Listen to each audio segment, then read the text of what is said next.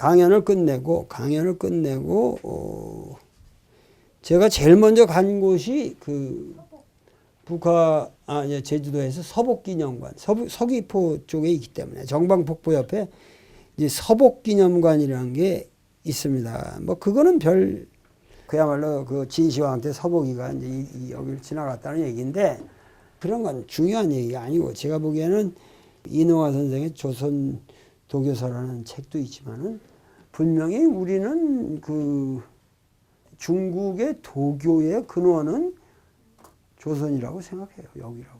그렇기 때문에 우리나라 사람들이 사실 옛날에 그렇게 열악한 조건 하에서 전 국민이 흰옷을 입고 산다는 것도 좀 이상하거든. 흰옷이 얼마나 빨기 힘들고 그거 근데 전체가 소복을 입고 살았잖아요. 그 농사를 짓는 사람들이. 이 백이라는 게 도교의 상징이거든. 학도 백학이라든가 백호라든가 뭐 이 시다고 하는 게 장수와 모든 이 깨끗함과 이 건강함에 이게 상징 아니에요. 사슴도 뭐 흰사슴, 백록이고 뭐 모든 게 이 백이라고 하는 게 근데 우리는 백이민족 으로서 그야말로 그 도교적 이상을 추구한 나라였고 삼신산이 다 조선에 있었다는 말도 맞지. 영주산이 한라산이고 묘양산 뭐 백두산 이렇게 되나? 하여튼 삼신산이라는 게 다 조선 반도에 있다고 그러고 그 우리의 신화라든가 설화라는 게 전부 이것이 중국의 방사 계열, 이 도교 계열은 다 우리 여기를 뿌리를 두고 있는 거예요. 그 다음에 우리가 간 게 감귤박물관을 갔습니다. 여기서부터 내가 이제 눈이 뜨기 시작한 거예요. 우리 역사를 바라보는 눈이 감귤박물관에서부터 바뀌기 시작한 거예요.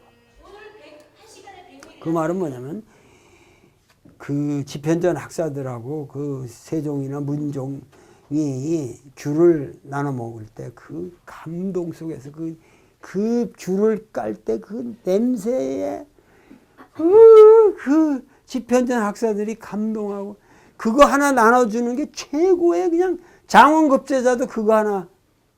근데 그 귤이 나는 서양에서 우리 거기에 나오는 거는 전부 중국에서 남방에서 어떻게 무역으로 오는 건 줄 알았거든. 그게 아니라 뭐냐면 귤은 역대적으로 조선 왕조실록에 나오는 모든 귤이 제주도에서 공납품이란 말이죠. 제주도에 원래 귤나무가 있었던 거예요. 그러니까 이 제주도 귤이라는 게 요새 재래종은 작고 뭐 하여튼 맛도 더 굉장히 강렬했을 것 같은데 더 시고 그렇지만은 냄새도 향기도 강렬하고 그런데 귤이 1년에 뭐 예를 들면은 1000개 열리기가 어렵다. 1960년대만 해도 귤을 대학나무라고 그랬다는 거예요. 그러니까 서울대학교 등록금이 16,000원이었는데 그 당시 그 제주도 귤나무 값이 16,000원이었다는 거예요. 그 16,000원짜리 귤나무 하나만 있으면은 서울대학 그 학비를 댔다 이거예요. 그렇게 귤이 비쌌는데 자 이게 중요한 게 아니라 그 제주 목사가 오면 1년에 그 공납품의 품목에 예를 들면 그 감귤에 꽃이 필 때 꽃의 수를 세어가지고 나중에 그 숫자대로 내놓지 않으면 죽는 거예요. 근데 그 당시 몇 그루도 없었는데 꽃이 피어서 꽃 숫자면은 거기에 3분의 1 열리기도 어려운 건데 3분의 1 열리기도 어려운 건데 그러니까 사람들이 나중에는 견디다 못해서 그 나무 밑에다가 뜨거운 불을 부어가지고 꽃을 못 피게 하고 막 이러면서 근데 자 여기서 중요한 건 뭐냐면 조선시대를 통해서 제주목의 목사가 286명의 제주 목사가 있었다는데 그 왕조 500년 동안에 280여 명이면은 286명이면 한 사람이 뭐 2년도 안 됐다는 얘기 아니에요. 그러니까 이게 뭐냐면은 그야말로 이 제주도의 역사는 알파 오메가가 이게 완전한 수탈의 역사라는 얘기죠. 제주 목사가 286명. 이게 전부 정확하게 기록이 있고. 99%가 삼관오리. 99%가. 아주 제주도 온다 그러면은 이 탄광오리 될 생각하고 오는 거예요. 갈처럼 오는구만. 이야. 뭘 여기 물건을 가져가면은 쌀을 싣고 오던가 육지에서. 아유. 그죠? 그 교역을 정확히 하던 교역을. 제주도가 그렇게 난 핍박받고 억울하게 당한데 몰랐네. 그 박물관 가보고 이해를 해야 돼. 나는 옛날에 제주도 뭐 배비장가 같은 뭐 그런 판소리도 있고 뭐 근데 이게 정말 제주도를 낭만적으로 봤다는 거지. 나는 제주 목사 뭐 어쩌고 그런데 이 우리나라 사람들의 제주도 인식이라고 하는 것은 완벽한 수탈 그거밖에 없는 거예요. 그러니까 제주도에서 1년에만 올라가는 게 제주도 말을 끌어올려라. 이게 1년에 433표를 군마로 중앙에까지 보낸다. 이 말을 배에다 태워 보내는 것만 해도 보장이 없잖아요. 얼마나 풍랑이 센데 띠뚱거리면 말이 빠져 죽기도 하고 그러면 그거 못 채우면 죽는 거예요. 그러니까 제주도에서는 남자가 죽은 것도 뭐냐면은 남자들이 견디다 못해서 다 도망가더라고요. 육지로. 그러니까 전라도라고 이런 데 다 가서 정착하고 그러면 여자 혼자서 사는 거지. 그러니까 제주도 분목 중에서 귤과 전복과 그러니까 제주도 해녀들이 옛날에는 완전히 나체로 들어갔다는 거예요. 그러니까 귤과 전복과 말 그리고 육포 상당한 육포가 소 말의 육포들 이 전부가 지금 말은 군마로 쓴다라지만 조선조가 과연 말을 제대로 군대를 양성해서 말을 썼냐 이 나쁜 새끼들이 이런 것도 다 자기 사치품목으로 말 타고 다니려고 쓴 거고 귤이나 이 전복이라는 거 안 쳐먹어도 되는 건데 지들이 어디 근해에서 따오는 거 몇만 하면 되는데 제주도에 집중적으로 그러니까 근데 여러분이 제주도를 아셔야 되는 게 뭐냐면 제주도는 전체가 이 분화구에서 따오는 용암으로 된 섬이기 때문에 그리고 작은 오름들 전부 이 분출된 거기 때문에 이게 전부 현무암으로 그 용암이 깨져가지고 이렇게 한 거라서 흙이 없다. 흙이 없어. 흙이 없는 데다가 비가 오면 다 송송송송 새가지고 하천이 없어요. 그러니까 물을 구한다는 게 이게 하늘의 별따기라. 그러니까 제주도의 모든 여인들은 하루 종일 물 있는 데 가서 물을 실러 나르는 게 일이라. 그러니까는 그 집마다 이렇게 T자로 여기 이렇게 하면 초가집이 있는데 여 부엌 입구에는 꼭 이게 T자로 생긴 이 고인돌처럼 생긴 돌이 이렇게 있는데 이게 여인들이 가다가 그 항아리 물통을 거기다 항아리로 된 물통을 거기다 아프니까 거기다 쉬었다 가기도 하고 거기다 놓고 따르는 것도 옆으로 이렇게 아구가 나니 우리나라 물통하고 달라요. 여기 이렇게 옆으로 이렇게 하면서 딱 했어. 그러니까 물과의 전쟁.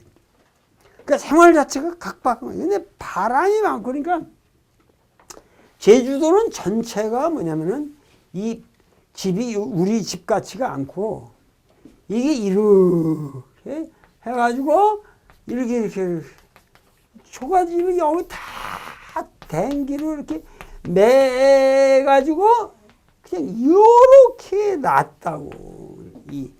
이게 가지고 이렇게 여기 있으면 바람이 그냥 쓱 넘어가게끔. 못 하나가 귀하기 때문에 철이 안 나니까, 철이 어려우니까. 그 집 전체가 순수한 나무로 엮어 지었는데 그 공법이 대단합니다. 참 아름다워요. 아주 초라하지만 너무 아름다워. 말할 수가 없어. 예를 들면 아궁이도 뭐냐면 아궁이도 굴뚝이 없는 아궁이. 그러면은 연기가 나잖아요. 안 빠지니까. 그 연기가 차가지고 다 콜록콜록 거리면 그 연기가 쫙 차서 차야만 벌레들이 죽고 그래서 그 집이 이렇게 집 자체가 훈제가 되면서 생활 공간이 되는 거예요. 그 지혜로운 거죠. 그 말할 수 없어요. 그 제주도 가서 여러분들이 느껴보면 그래서 잃어버린 제주 문화를 그대로 있는 그대로 느낄 수 있도록 만들어 놓은 훌륭한 민속촌이었습니다. 근데 여기에 중앙에서 전부 귀향객들을 여기로 보내는 거예요. 자, 여기서 보면 이게 바다가 보이기 시작해요.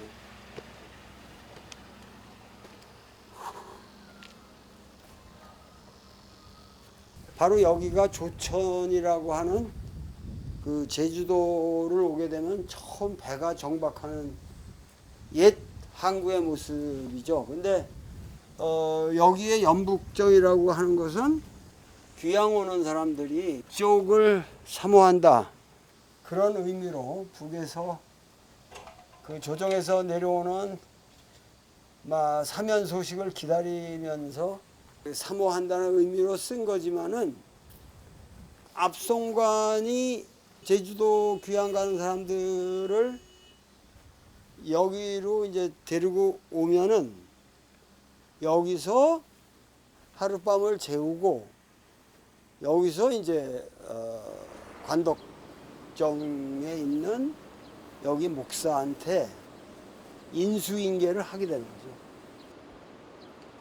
광해군도 거기 가서 살았잖아요. 그리고 남강 이승훈도 거기서 되게 그 높은 송시열 같은 사람은 어마어마한 추사 김정희 같은 사람도 그 대정연 최고의 거기에 위리안치 위리라는 것은 그 가시 탱자나무 같은 거로 이렇게 다 이렇게 해가지고 이렇게 하면 이 밖은 나가지 못한다. 완전히 형무소의 말이죠. 그런데도 뭐냐면 유배인들의 삶이라고 하는 것이 제주도 문화를 그 이질적인 문화가 들어오게 되는 계기가 되는 건데 제주도 사람들은 외부에서 온 사람들이 거기 와서 유배당에 왔으면 제주도 여자랑 결혼해서 결혼이라기보다 하여튼 시봉을 드는 여자들하고 해서 그 애를 낳고 이런 거를 더 평가를 해요. 왜냐면 외부에서 그 좋은 씨를 그래도 퍼뜨린다. 제주도 문화에는 서자라는 개념이 없어요. 그렇기 때문에 본부인, 둘째 부인 이런 구분이 없는 거예요. 그러니까는 아주 재미난 얘기가 보통 중동 같은 데서 부인을 하나 더 얻는다는 것은 남자가 돈이 더 많아져서 돈을 쓸 구찌를 더 많이 만든다. 그래서 여성들에 대한 복지 개념으로 일부 다처제가 허용이 되는데 제주도의 경우는 다르다 이거예요. 여자 하나를 더 얻으면 그만큼 돈이 더 들어오는 거예요. 여자가 다 일해서 다 뭐 해초도 따오고 이 전복도 따오고 길어오지 물 길어오지 이거 여자가 그러니까는 그 생활력을 여자가 가지고 있고 남자는 씨만 내리는 거예요. 그러니까는 집안에서도 그 중심은 여자가 다 장악하고 있고 세대별로도 다 뭐냐면은 시어머니 시아버지 개념이 없어요. 같은 동등하게 그 집을 나눠서 그냥 주변 같은 이 울타리 안에서 살기는 하지만 각자 밥도 각자 해먹고. 그러니까 시어머니를 모신다, 시아버지를 모신다라는 개념이 전혀 없습니다. 그러나 같이 살아. 동등한 자격으로. 서로 상부상조하면서. 그러니까 이런 상황에서 여자를 하나 얻는 능력은 대단한 거지. 그러니까 이게 풍속이 다르고 진짜 내가 생각한 제주도는 다른 문화인데 미풍양속이 있거든. 그런데 추사만이 여자를 안 얻었다 이거예요. 애를 안 낳았다. 그 제주도 사람들이 아주 섭섭하게 생각하는 거지. 왜냐면 이 사람은 예산 사람인데 워낙 성격이 까다로워가지고 성격이 까다로워가지고 예산에 있는 자기 부인한테 김치까지 해서 보내라는 거야. 근데 김치를 거기서 해서 보내면 6개월이 걸리는 거야. 된장, 고추장 다 자기네 집 것. 그걸 해서 보내다가 부인이 2년 만에 죽어요. 너무 힘들어가지고.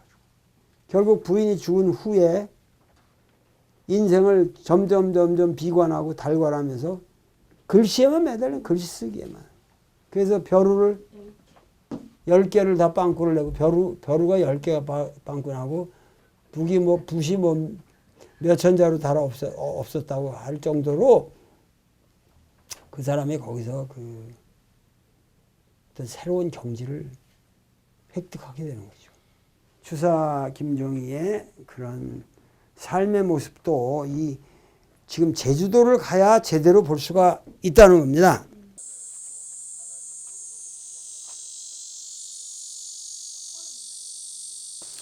여기가 그 감격스러운 제가 평생 한번 와보고 싶었던 추사의 유배지인데 여기가 대정이고, 그러니까 추사가 저 어저께 같은 항구에서 도착해서 아주 어려운 길을 거쳐서 여기까지 오게 되는데, 처음에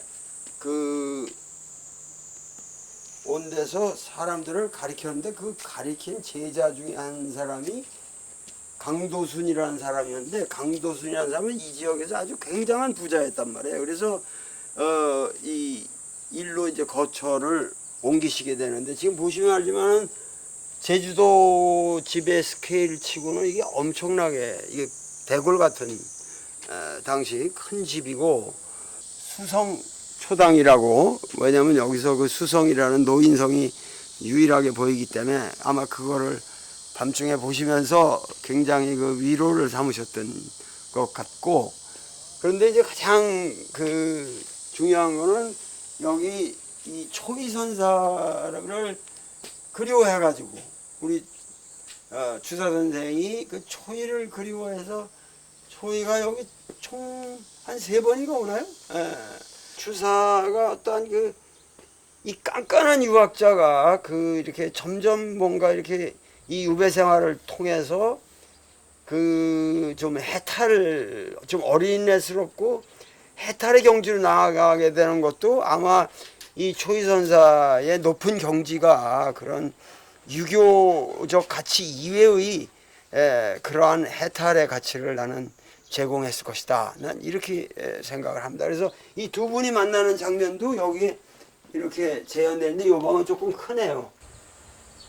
이 양반이 여기 유배 온 이유는 사실 특별한 이유가 없고, 그 당쟁에 휘달려서 결국 추사 선생이 너무 원래 성격이 너무 깐깐하다 보니까 그리고 이쪽 어느 의미에서 그 엘리트주의가 굉장히 강했고, 특히 이제 옹방강을 만난 후로 이 모화 사상이 있었단 말이죠. 그래서 그야말로 한국의 지성인들을 좀 촌스럽게 바라보는 그런 자세가 있었어요. 그래서 그 양반이 막 그러저러한 이유로 사실은 모함을 받았지만은 그 뭐 특별히 그 여기 유배올 만큼 뭐 죄진 것도 아니고, 그러니까 그 조선 왕조의 말기에 들어서면서 이 조선 왕조의 가장 그 뭐라 그럴까 당쟁 사화의 최악의 그 상태에서 이제 이 주사 선생이 당하는 겁니다. 근데 그래서 이게 여기가 이게 지금 탱자나무가 이렇게 있지만은 이게 위리안치라고 그래서 이 대정현 위리안치라는 건 사형 다음에는 최극형입니다. 그래서 중앙에서 볼 때 가장 먼 곳이고, 배를 타고 제주도로 간다는 것만 해도 그 사람들의 그 입장에서 끔찍한 일인데, 그 제주도에 와서도 제주 부근이 아닌 이 대정현을 온다고 하는 것은 아주 최악의 상태인데, 이 양반이 여기 와서 사실은 위리안치라고 그러면은 이 탱자나무 가시가 이렇게 안 쳐져 있는 울타리 밖으로는 일체 활동이 금지되는 형이지만은 이 동네 사람들이나 모든 사람들이 그 오셨는데, 선생님 이런 대학자가 오셨는데, 그리고 상당히 너그럽게 대접을 한 것 같고, 여기 제주도의 목사도 이분에게 상당히 잘 대해주신 것 같고, 그래서 계신 동안은 굉장히 그래도 여유롭게 지내신 것 같은데, 8년 동안의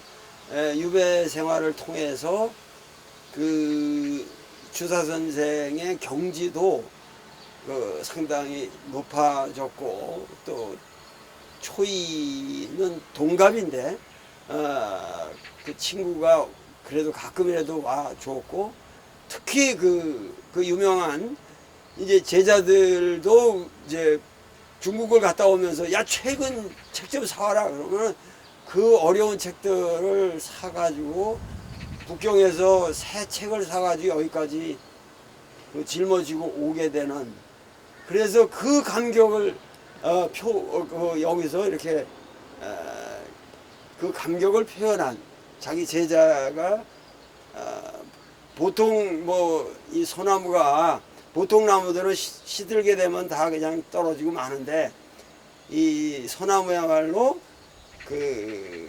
이제 가을에 이렇게 추락하지 않고 이렇게, 그러니까 그 양반이 쓴 그 유명한 세안도라는 게 그런 논어의 구절의 기초에서 그 그림을 간단하게 그리고 거기에 대한 그냥 그 변함없는 소나무와 같이 사시사철 자기를 이렇게 돌봐주는 뭐랄까 제자 선생 간의 끈끈한 정이랄까 이런 거를 표현한 건데, 그거를 가지고 이제 제자가 돌아가서 중국의 석학들한테 발문을 받아가지고 그것이 오늘날의 세안도의 모습을 갖추게 된 것이거든요. 여기가 우리가 추사의 그 삶의 궤적을 더듬는 데 있어서 빼놓을 수 없는 곳이죠. 이 향교는 효종 때인가 만들어졌는데, 이 뒤에 있는 흉산의 기운을 막기 위해서 바로 그 흉산 바로 아래에 있습니다. 그래서 이것이 만들어졌다고 그러는데, 역시 이 서원으로서는 최대의 사건이 그래도 추사 김정희가 일로 유배를 와서 여기서 학생들을 가르치고, 그래서 저기 저 밑에 의문당이라고 하는 글씨를 썼는데, 그 의문이라는 건 지금 우리가 말하는 의심나는 것은 물어라.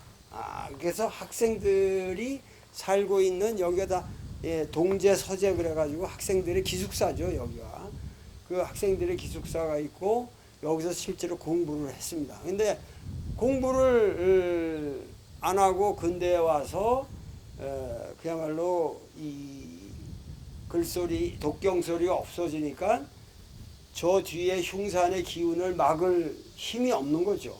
그러면서 뭐 근대에 들어오면서 온갖 전쟁이 일어나고, 특히 4.3 사태 이런 끔찍한 일들이 벌어지는 것은 여기에 글소리가 안 나서 그러하다. 저는 그렇게 생각하는데, 하여튼 추사가 그 유배대에서 살던 곳에서 여기까지 걸어오는데 한 30분. 그래서 여기서 학생들을 직접 지도를 하고 의문 나는 거는 물어봐라. 그러면서 여기서 아주 훌륭한 교육을 베풀었던 것을 우리가 알 수 있습니다만, 여기서 아주 특이할 것은 저는 그 주사 그 김정희의 예산에 있는 그 고택을 가보면 거기 그 이렇게 백송이 있거든요. 백송이 있어서 그 백송의 이미지가 세안도로 간 게 아닌가 이렇게 생각을 했는데, 많은 사람들이 사실은 세안도에 나오는 소나무가 두 그루가 이렇게 있는데 그것은 바로 이 소나무를 모델로 한 것이 아니냐. 근데 제 생각에는 이게 더 맞는 것 같습니다. 그래서 세안도를 그렸을 때 뭔가 이 광경을 모델로 해서 절은 이렇게, 그러니까 이 향교의 모습은 향교대로 그릴 수가 없으니까 아주 심플하게 처리했고, 그리고 그 소나무를 이렇게 그렸을 것이다 이렇게 생각이 드는데, 여기서 이제 절로 뒤로 가면은 그 삼방산, 그러니까 삼방굴사가 있습니다. 거기 차를 드시기도 하고 담론도 하고, 그러면서 또 거기서 더 내려가면 안덕계곡이라는 데가 있는데 거기는 물이 제대로 있단 말이죠. 김정희도 그 나중에는 아주 안덕계곡으로 그 유배 말년에는 거기서 사셨어요. 거처를 글로 옮겨서 사셨습니다.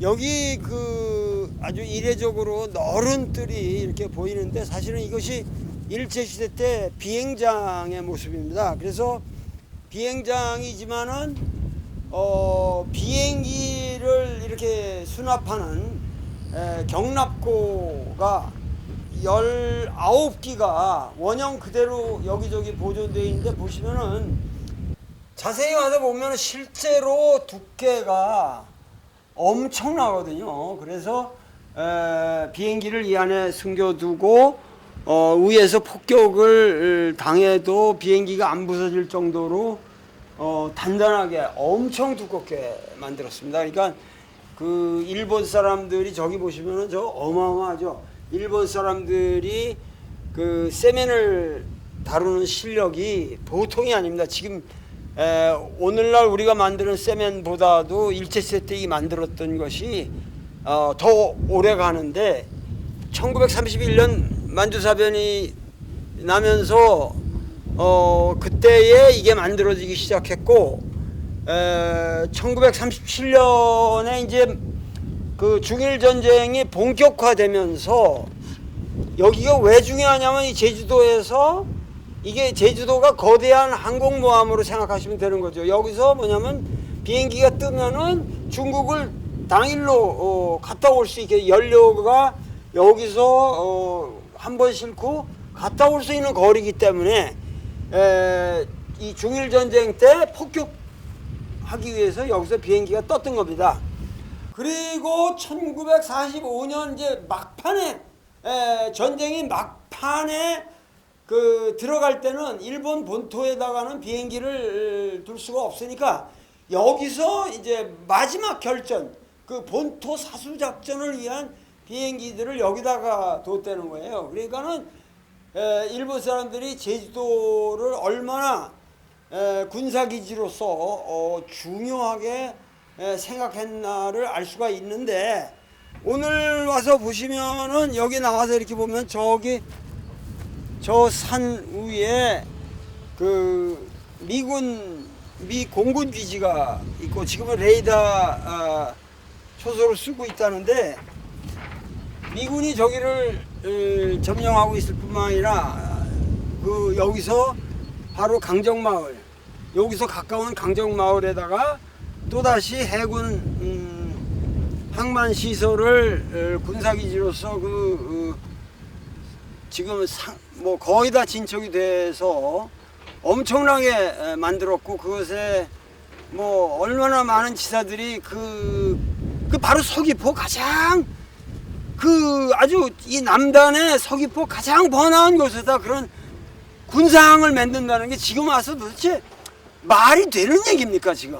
그런데 이 답답한 실정이죠. 그러니까 일제시대 때부터 이렇게 국토가 유린당하는 것이 오늘날까지도 계속되고 있다는 걸 생각하면 이거 분통이 터집니다. 그래서 지금부터 강정마을의 해군기지를 한번 보러 가보겠습니다.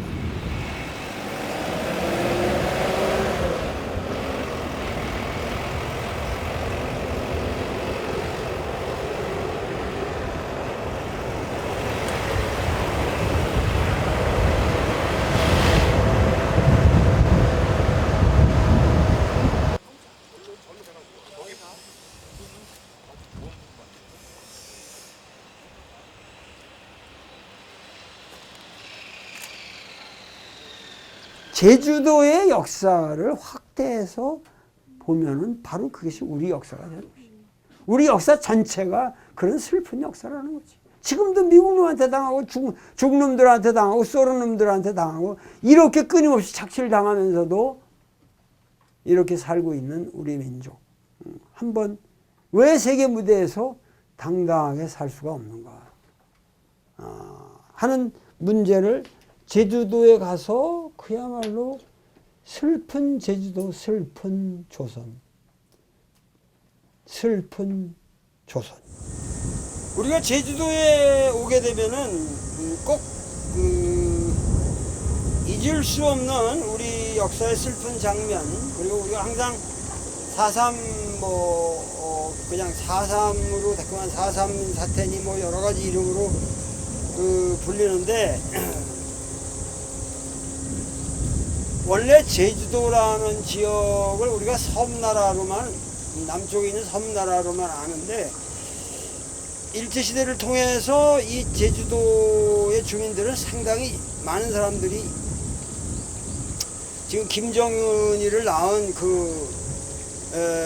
어머니도 이 제주도 여자라고 그러거든요. 그러니까 많은 사람들이 이 일본으로 건너갔고 일본에서 일찍이 개화가 됐고 상당히 그 공산 사상에도 공산 사상을 일찍 접한 지식인들이 많았단 말이죠. 그래서 해방 이후에 이 제주도는 상당히 의식이 높았습니다. 그리고 원래 이 육지의 질서에 대한 항거심이 있었기 때문에 인민위원회라든가 건준을 통해서 생겨난 해방 후에 인민위원회라든가 이런 게 상당히 활성화되어 있었고, 그렇게 해서 끝까지 항쟁을 하게 되는데, 우리가 4.3 사태라는 거를 1948년 4월 3일로 우리가 기억을 하지만은 그 전년에 여기서는 47년 3.1 운동 기념식 때 상당히 박해를 받았던 사건이 있었고, 그렇게 해서 상당히 분규가 쭉 진행이 되다가 4.3 사태 때 폭발을 하게 되는 거란 말이죠. 근데 그 뒤로도 그것은 아예 시작이었고, 거의 1954년, 그러니까 이 6.25 전쟁을 전부 통과해서 한라산 금종령이 풀릴 때까지 그 기나긴 세월 동안 엄청난 학살이 이루어지는 겁니다. 이 제주도가. 그래서 제주도 남자들은 모조리 그때 뭐 학살을 당했다고 할 정도로 그 제주도의 삶이라고 하는 것이 비참했는데, 여기 이 마을의 이 광경은, 여기 이 마을이 지금 잃어버린 마을이라고 해서 학살돼서 사라진, 보통 이제 이 한라산 중턱까지 한라산 주변으로 있는 마을들을 전부 소각시켰는데, 여기는 해변의 마을임에도 불구하고 내가 어렸을 때도 내 머리를 깎던 분이 항상 이 해변의 마을이 자기 마을이 전체가 불타고 그랬다고 하는 거를 나한테 얘기를 했었는데 오늘 와서 이 마을의 흔적을 보니까 감회가 너무도 새롭고 이 제주도의 역사를 올바로 인식하는 것을 통해서 우리 역사를 한번 다시 봐야겠다는 뭔가 시각을 바꿔서 우리 민족이 너무 그 끔찍하게 동족을 억압하고 이런 역사 그야말로 지금 제가 이 얘기를 하고 있는 이 시점은 2017년 시점이지만은 이제부터 이 땅의 진정으로 이 핍박과 전쟁의 패러다임이 사라지고 진정한 평화가 그 새롭게 정착되는 계기가 되어야겠다. 정말 아름다운 마을이었는데 이런 마을에서 전부 그냥 동네 사람들 나오라 그래가지고 그냥 죽창으로 찔러 죽이고 바다에다 다 그냥 시체는 내버리고 집들은 다 불태워버리고 여기 이런 거 집터들이 옹기종기 그 제주도에 아주 아름다운 마을이었는데 정말 이게 너무 말이 안 되는 역사지 않습니까? 이런 우리가 역사의 현장을 이대로 남겨뒀다는 것이 그래도 가상하고 그리고 우리가 이 슬픈 역사를 우리가 반성해야 된다. 그리고 이런 것들이 대부분 정책 수립자들의 오류에서 기인되기도 했지만 우리가 모든 것이 우리 역사는 이념, 근세로 들어오면서 그 이념에 전혀 우리 삶과 관련 없는 이념의 노예가 되어서 그 이념적 구도 속에서 인간을 파악하고 당파를 파악하고 그러면서 근원적으로 우리가 사는 삶의 화합, 국가의 화합이라는 걸 근원적으로 상실해버렸단 말이죠. 그러니까 그런 흉악한 슬픈 역사는 다시 있어서는 아니 되겠다. 지금 우리가 우파다 좌파다 이런 문제를 떠나서 근원적으로 뭐냐면은 이제는 이념으로부터 해방돼야 돼. 이념.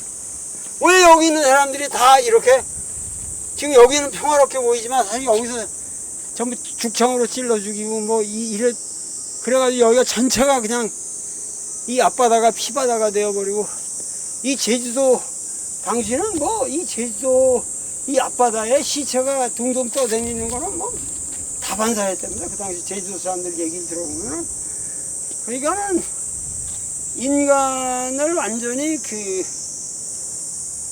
이념의 도구로 전락시켰고 그리고 우리의 삶의 정당한 자리, 삶의 자리가 모조리 파괴된 거죠.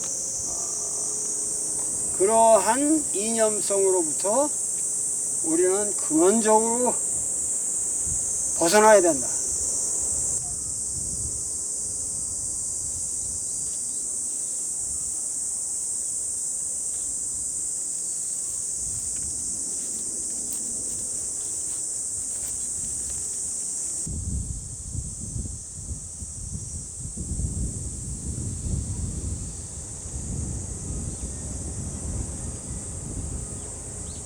하여튼 이런 기나긴 여행 과정을 통해서 저는 제주의 역사를 다시 인식했을 뿐만이 아니라 그야말로 우리 민족의 슬픈 역사를 다시 한번 총체적으로 조감하는 새로운 눈을 획득했고 이것을 통해서 우리 민족이 가야 할 길, 과연 지금 남북한의 문제든 제주도의 문제든 모든 문제가 결국은 북한은 남한의 민주화 언론을 배워야 되고 우리는 북한의 주체를 배워야 된다고 생각합니다. 북한 사람들이 가지고 있는 깡다구의 1000분의 1만 가지면 강정마을은 1000번이라도 막을 수 있습니다. 그러니까 여러분들이 우리가 너무도 그릇된 사고 속에서 살아왔다. 우리 땅을 가지고 우리 마음대로 못하는 이런 것. 우리 민족 전체가 너무도 비상식적인 것을 상식으로 받아들이고 당위적으로 안 돼야 노라고 말해야 될 것을 그저 무조건 앞뒤 전혀 맥락 없이 예스라고만 해온 그러한 우리 국민들의 의식이 문제가 있습니다. 우리 국민 여러분 주체적으로 삽시다. 주체적으로 사고하고 주체적으로 행동하고 주체는 북한의 사상이 아니라 우리 인생의 주축이 되어야 합니다. 자, 이것으로서 이번 강의는 끝내도록 하겠습니다. 감사합니다.